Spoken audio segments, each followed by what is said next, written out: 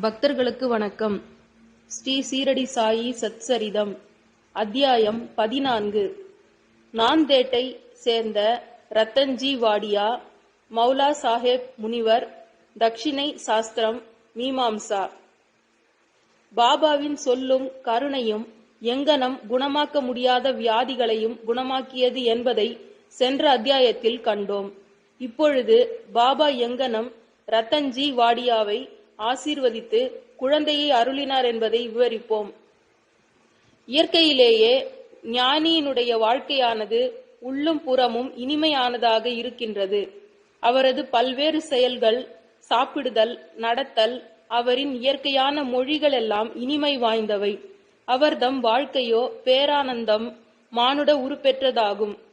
தம்மை தமது அடியவர்கள் நினைப்பதற்கு வழிமுறையாக சாயி அதனை வெளியிட்டார். கடமை, செயல் இவற்றை பற்றி பல்வேறு கதைகளை அவர்களுக்கு சொன்னார். அது கடைமுடிவாக அவர்களை உண்மையான மதத்திற்கு இட்டுச் சென்றது. இந்த உலகில் அவர்கள் மகிழ்ச்சியாக வாழ வேண்டும். ஆனால் அவர்கள் எச்சரிக்கையாக இருக்க வேண்டும். வாழ்க்கையின் நோக்கத்தை அவர்கள் பெற வேண்டும். அதாவது ஆத்மானுபூதியை ஆகும். முந்தைய ஜென்மங்களில் உள்ள நல்வினைகளால் நாம் இந்த உடம்பை பெற்று இருக்கின்றோம். பக்தியையும் விடுதலையையும் இந்த உதவியை கொண்டு பெறுவது தகுதியுடையதாகும். எனவே எப்பொழுதும் நாம் சோம்பலின்றி இருக்க வேண்டும். நமது குறிக்கோளையும் நோக்கத்தையும் பெறுவதில் நாம் எப்பொழுதும் விழிப்பாய் இருக்க வேண்டும். நீங்கள் தினம்தோறும் சாயி லீலைகளை கேட்பீர்களானால் அவரை எப்பொழுதும் காண்பீர்கள். நீங்கள் இந்த வண்ணமாக சாயியை நினைவூட்டிக் கொள்ளுவீர்களானால் உங்கள் மனது அடிக்கடி மாறி ஓரிடத்திலிருந்து விடுபடும். இந்த விதமாகவே சென்று கொண்டிருந்தால் அது முடிவாக சுத்த ஞானத்தில் இரண்டர கலந்துவிடும். நாந்தேடை சேர்ந்த ரத்தன்ஜி. இப்பொழுது இந்த அத்தியாயத்தை சேர்ந்த ஒரு முக்கியமான கதைக்கு வருவோம். நைஜாம் சமஸ்தானத்தில் உள்ள நாந்தேடில் ஒரு பார்சி மில் கான்ட்ராக்டரும் வியாபாரியுமான ரத்தன்ஜி ஷாபூர்ஜி வாடியா என்பவர் வசித்து வந்தார். அவர் பெருமளவு செல்வம் சேகரித்து வயல்களையும் நிலங்களையும் பெற்றிருந்தார். ஆடு, மாடு, குதிரை, போக்குவரத்து வசதிகள் இவ்வளவையும் பெற்று மிகவும் சுபிட்சத்துடன் இருந்தார். புற தோற்றங்கள் அனைத்திற்கும் மிகவும் திருப்தி வாய்ந்தவராகவும் சந்தோஷமுடையவராகவும் காணப்பட்டார். ஆனால் அந்தரங்கமாகவும் உண்மையாகவும் அவர் அங்கனம் இருக்கவில்லை. எவரும் முழுமையும் செல்வந்தராகவும் மகிழ்ச்சியுற்றவராகவும் இருக்கக்கூடாது என்பது பரலோக தீர்ப்பாக இருக்கின்றது. ரத்தன்ஜியும் இதற்கு விதிவிலக்கு அல்ல. அவர் தாராளமானவராகவும் தான தர்மசீலராகவும் ஏழைகளுக்கு உணவு உடையளித்தும் அனைவருக்கும் பலவாறாக உதவி புரிந்தார். மக்கள் அவரை நல்லவர், மகிழ்ச்சி நிரம்பியவர் என்று கருதினர். ஆனால் நெடுநாளாக தனக்கு ஆணோ பெண்ணோ எந்த குழந்தையுமே இல்லாததானால் தனக்குள்ளேயே அவர் மிகவும் துயர் கொண்டவரானார்.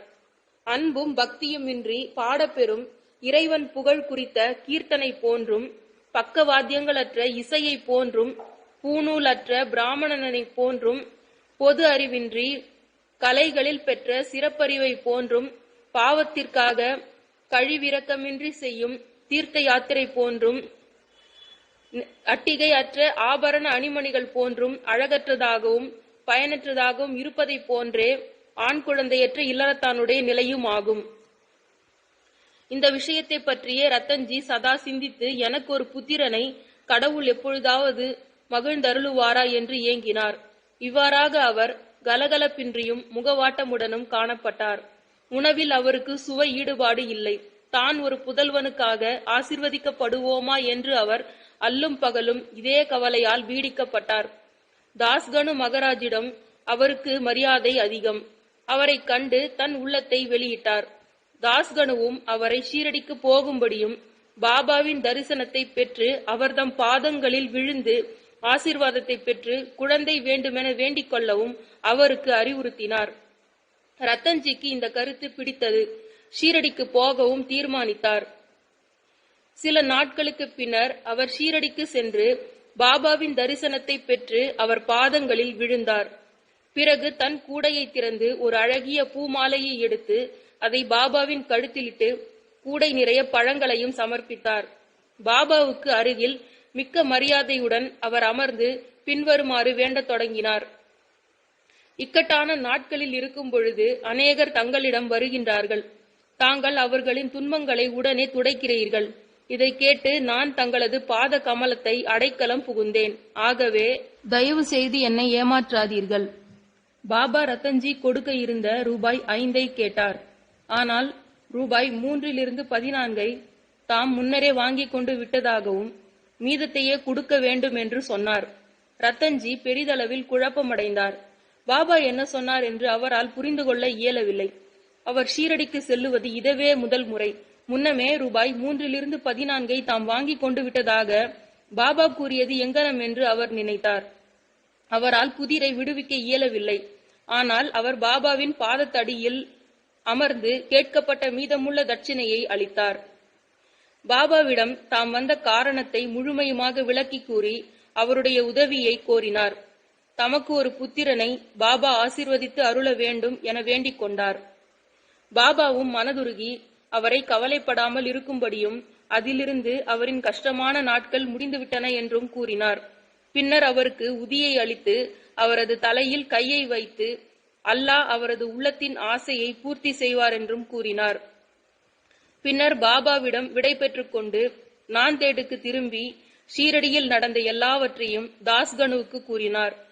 அங்கு எல்லாம் நன்றாகவே நிறைவேறியதாகவும் தாம் பாபாவின் தரிசனத்தையும் ஆசீர்வாதத்தையும் பிரசாதத்துடன் பெற்றதாகவும் ஆனால் அவரால் ஒன்றை மட்டும் புரிந்து கொள்ள முடியவில்லை என்றும் கூறினார். பாபா அவரிடம் தாம் ஏற்கனவே ரூபாய் 3-14 வாங்கிக் கொண்டதாக கூறினார். இந்த குறிப்பினால் பாபா என்ன கூறுகிறார் என்பது தயவு செய்து விவரியுங்கள். நான் ஷீரடிக்கு போனதே இல்லை. பிறகு பாபாவிடம் அந்த தொகையை நான் எந்த விதம் கொடுத்திருக்க முடியும் என்று தாஸ்கனுவிடம் கூறினார். தாஸ்கனுவுக்கும் அது ஒரு புதிராக இருந்தது. அதை பற்றி பெரிதும் அவர் நீண்ட நேரம் சிந்தித்தார். சிறிது நேரத்திற்கு பிறகு பின்வரும் நிகழ்ச்சி அவர் கவனத்திற்கு வந்தது. சில நாட்களுக்கு முன் ரத்தன்ஜி மௌலா சாஹேப் என்ற ஒரு முகமதிய முனிவரை வரவேற்று அவரின் வரவேற்பு உபசரணைக்காக கொஞ்சம் பணம் செலவழித்தார். மௌலா சாஹேப் நாந்தேட் மக்கள் நன்றாக அறிந்த ஒரு முனிவர். ரத்தன்ஜி ஷீரடிக்கு போக தீர்மானித்த பொழுது இந்த மௌலா சாஹேப் தற்செயலாக ரத்தன்ஜி வீட்டிற்கு வந்தார். ரத்தன்ஜி அவரை அறிந்திருந்தார். அவரிடம் அன்பு செலுத்தினார். எனவே அவரை கௌரவிக்கும் முகமாக ஒரு விருந்து கொடுத்தார். தாஸ்கனு ரத்தன்ஜியிடமிருந்து விருந்து உபசரிப்புக்கான செலவு குறிப்புகளை வாங்கி பார்த்தார். எல்லாம் சரிநுட்பமாக ரூபாய் 3-14 ஆகியிருந்தது. அதற்கு எல்லாம் கூடவோ குறையவோ இல்லாதது கண்டு எல்லோரும் ஆச்சரியத்தால் செயலிழந்தனர். அவர்கள் பாபா எங்கும் நிறை பேரறிவு உடையவர் என்பதை அறிய தலைப்பட்டார்கள். ஷீரடியில் வாழ்ந்தாலும் ஷீரடியிலிருந்து நெடுந்தூரம் உள்ள வெளியிடங்களில் நடப்பதையும் அவர் அறிந்திருந்தார். உண்மையில் அவர் நடந்தது, நடப்பது, நடக்கப் போவது எல்லாவற்றையும் அறிந்திருந்தார். எவருடைய நெஞ்சத்தினுள்ளும் ஆவியினுள்ளும் தம்மை அவர் அடையாளம் கண்டுகொள்ள முடியும். மேலே குறிப்பிட்ட நிகழ்ச்சியில் மௌலா சாஹேப்பிடம் தம்மை காணாமலும் அவருடன் தாம் ஒன்றாகவும் இல்லாதிருப்பின் ரத்தன்ஜி மௌலா சாஹேப்புக்கு கொடுத்த வரவேற்பு பற்றியும் அதற்கு அவர் செலவழித்த தொகையை பற்றியும் பாபா எங்கனம் அறிந்திருக்க முடியும். ரத்தன்ஜி தாஸ்கனுவின் விளக்கத்தால் திருப்தியுற்றார். பாபாவிடம் அவருக்குள்ள நம்பிக்கை உறுதிப்படுத்தப்பட்டு பல்கி பெருகியது. பின்னர் உரிய காலத்தில் அவருக்கு ஒரு ஆண் குழந்தை ஆசிர்வதிக்கப்பட்டது. அவரின் மகிழ்ச்சிக்கு எல்லையில்லை. அவருக்கு 12 குழந்தைகள் மொத்தத்தில் பிறந்தன என்றும் அதில் 4 உயிர் பிழைத்தன என்றும் கூறப்படுகின்றது. இந்த அத்தியாயத்தின் அடிக்குறிப்பில் பாபா ராவ் பகதூர் ஹரி விநாயக் சாதே என்பவரை அவர் முதல் மனைவி இறந்த பின்னர் மீண்டும் மனம் செய்து கொள்ளும்படியாகவும் அவருக்கு மகன் பிறப்பான் என்றும் கூறினார். சாதே 2வது மனம் புரிந்து கொண்டார். இந்த மனைவி மூலம் அவருக்கு பெண் குழந்தைகளே பிறந்தன. எனவே அவர் மிகவும் மனத்தளர்வடைந்தார். ஆனால் 3வதாக ஆண் குழந்தை பிறந்தது. பாபாவின் சொற்கள் உண்மையாயின. அவரும் திருப்தியுற்றார். தட்சிணை மீமாம்சம், அதாவது தட்சிணை பற்றிய தத்துவம். தட்சிணையை பற்றிய சில குறிப்புகளுடன் இந்த அத்தியாயத்தை முடிக்கிறோம். பாபாவை பார்க்க சென்றவர்களிடம் அவர் தட்சிணை கேட்டார் என்பது எல்லோரும் அறிந்த உண்மை. சிலர் பாபா ஒரு பக்கிரியாகவும் அறவே பற்றின்றியும் இருந்ததால் அவர் ஏன் தட்சிணை கேட்க வேண்டும், ஏன் பணத்தை பற்றி லட்சியம் செய்ய வேண்டும் என்று வினவலாம். இவைகளை இப்பொழுது விளக்கமாக கவனிப்போம். ஆரம்பத்தில் நெடுநாட்களுக்கு பாபா எதையுமே கேட்கவில்லை. அவர் எரிக்கப்பட்ட தீக்குச்சிகளை சேமித்து தம் பைகளில் வைத்துக் கொண்டார். எவரிடமிருந்தும் அவர் அடியவராக இருப்பினும் வேறு யாராக இருப்பினும் பாபா எதையும் ஒருபொழுதும் கேட்கவில்லை. யாராவது 1 பைசாவோ 2 பைசாவோ அவர் முன்னால் வைத்தால் அவர் எண்ணெயோ அல்லது புகையிலையோ வாங்கினார். அவர் புகையிலையின் மீது விருப்பமுடையவராக இருந்தார். ஏனெனில் அவர் எப்பொழுதும் பீடி அல்லது சில்லிம், அதாவது புகைப்பிடிக்கும் ஒரு மண் குழாய் குடித்தார். பின்னர் சிலர் ஞானிகளை வெறுங்கையுடன் பார்க்கக்கூடாது என்று நினைத்தனர். எனவே அவர்கள் பாபாவின் முன்னால் ஒரு சில செப்பு காசுகளை வைத்தனர். 1 பைசா கொடுக்கப்பட்டால் அதை அவர் தன் பைக்குள் போட்டுக்கொள்ளுவார். 2 பைசா நாணயமாக இருந்தால் அது உடனே திருப்பி கொடுக்கப்படும். பாபாவின் புகழ் திக்கெங்கும் பரவிய பின்னர் மக்கள் அவரிடம் பெருந்திரளாக அண்டத் தொடங்கினர். அவர்களிடம் பாபா தட்சிணை கேட்க தொடங்கினார். ஒரு தங்க காசு வைக்கப்பட்டால் அன்றி கடவுள்களின் பூஜை பூர்த்தியாவதில்லை என்று ஸ்ருதி, அதாவது வேதங்கள் சொல்லுகின்றது. கடவுள்களின் பூஜைக்கு காசு தேவைப்பட்டிருந்தால் ஞானிகள் பூஜைக்கும் கூட ஏன் அது அங்கனம் இருக்கக்கூடாது? முடிந்த சார்பாக ஒருவன் கடவுள், அரசன், ஞானி, குரு இவர்களை பார்க்க போகும் பொழுது வெறுங்கையுடன் போகலாகாது என்று விதிக்கப்பட்டது. அவன் காசோ பணமோ எதையாவது அவருக்கு சமர்ப்பிக்க வேண்டும். இது சம்பந்தமாக உபனிஷதங்கள் சிபாரிசு செய்த கருத்தை நாம் கவனிக்கலாம். பிருஹத்தாரண்யக உபனிஷதம் பிரஜாபதிக் கடவுள், தேவர்கள், மனிதர்கள், பிசாசுகள் இவர்களை தா என்ற ஒரே எழுத்தால் விழித்ததாக பகர்கின்றது. இந்த சொல்லால் தேவர்கள் தாங்கள் 1 தமா தன்னடக்கம் பழக வேண்டுமென்று புரிந்து கொண்டனர்.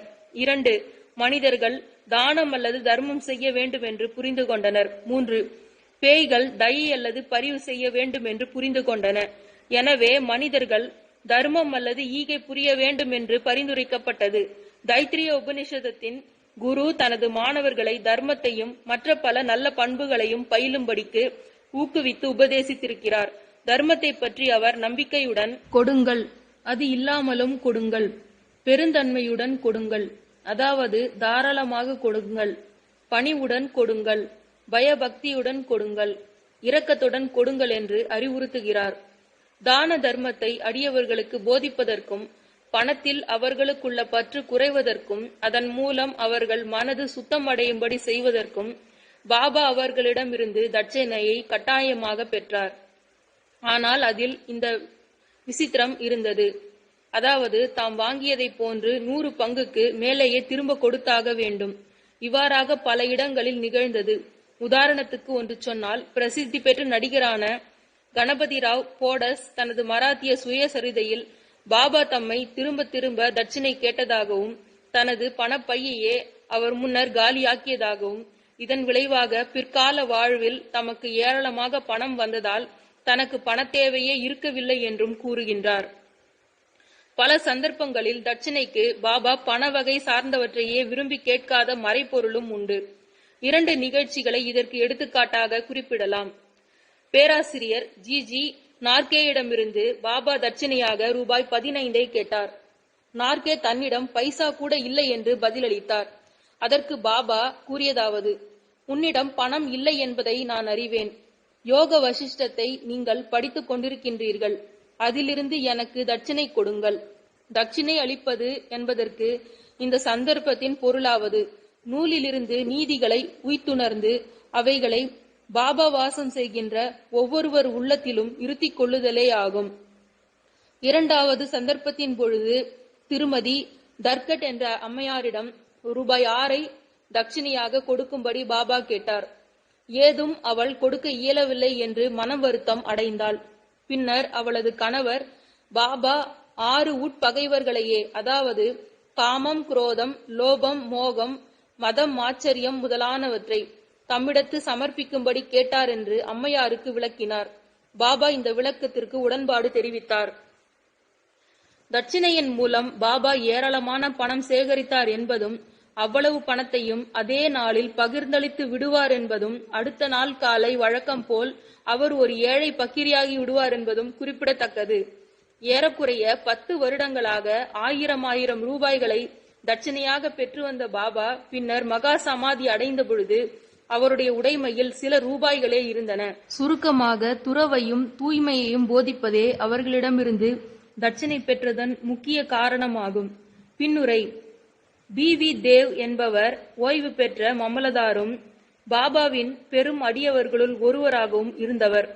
அவர் சாய்லீலா சஞ்சிகையில் தொகுப்பு 7 எண் 25 பக்கம் 26 தட்சிணையை பற்றி பின்வருமாறு குறிப்பிடுகின்றார். பாபா எல்லோரிடமிருந்தும் தட்சிணை கேட்கவில்லை. கேட்காமலேயே சிலர் தட்சிணை அளித்தால் அவர் அதை சில சமயங்களில் ஏற்றுக்கொண்டார், மற்ற நேரங்களில் மறுத்துவிட்டார். சில குறிப்பிட்ட அடியவர்களிடமே அவர் அதை கேட்டார். பாபா தங்களிடம் அதற்காக கேட்க வேண்டும், அப்பொழுதே தாம் கொடுக்க வேண்டும் என்று நினைத்தவர்களிடம் அவர் கேட்டதே இல்லை. பாபாவின் விருப்பத்திற்கு மாறாக யாரேனும் அதை சமர்ப்பித்தால் அவர் தொடுவது இல்லை. அந்த அடியவர் அதை அங்கேயே வைத்திருந்தால் அதை அப்பால் எடுத்துக் கொள்ளும்படி பாபா அவரை கேட்பார். பக்தர்களின் விருப்பம், பக்தி, சௌகரியம் இவைகளுக்கேற்றவாறு அவர் சிறிய பெரிய தொகைகளை கேட்டார். பெண்களிடமும் குழந்தைகளிடமுமே கேட்டார். எல்லா செல்வந்தர்களையும் கேட்கவில்லை, அன்றி எல்லா ஏழைகளிடமும் கேட்கவும் இல்லை. தட்சிணை கேட்டு கொடுக்காதவர்களிடம் பாபா கோபம் அடைந்ததும் இல்லை. யாரேனும் நண்பன் மூலம் தட்சிணை அனுப்பப்பட்டு அவன் அதை பாபாவிடம் கொடுக்க மறுத்துவிட்டானாயின் அவர் அவனுக்கு அதை எப்படியாவது ஞாபகமூட்டி அவனை கொடுக்கும்படி செய்தார்.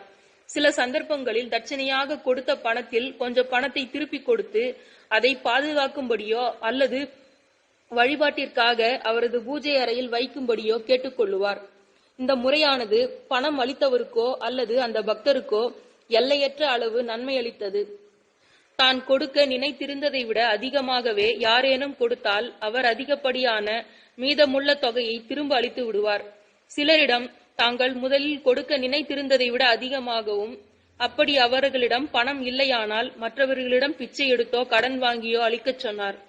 சிலரிடம் அவர் ஒரு நாளைக்கு அல்லது 3 நாளைக்கு 3 அல்லது 4 முறை தட்சிணை கேட்டார். தட்சிணையாக சேர்ந்த பணத்திலிருந்து அவர் தமக்காக மிகவும் கொஞ்சமே செலவழித்தார்.